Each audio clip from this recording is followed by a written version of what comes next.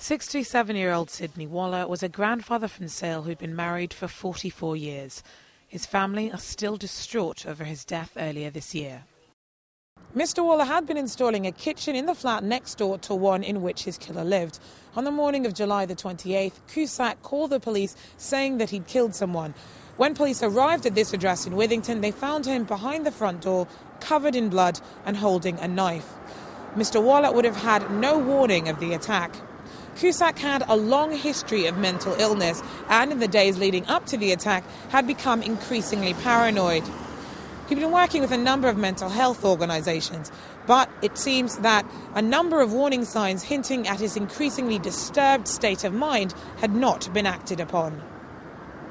Cusack is a paranoid schizophrenic with a history of illegal drug use. Last year, he'd been sectioned after twice flying to America and buying a gun. He was then transferred to community care, but missed 18 appointments with his care worker, who failed to raise the alarm despite Cusack admitting that he'd stopped taking his medication. He also admitted to carrying a knife and had been given a police caution after twice being caught with a blade. Despite his erratic behaviour, Cusack had been left to live at home at the time of the killing. His care worker has since been sacked.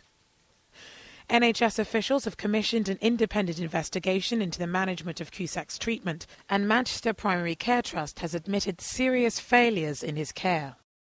Cusack will be sentenced on March the 13th. Georgia Calvin-Smith, Channel M News.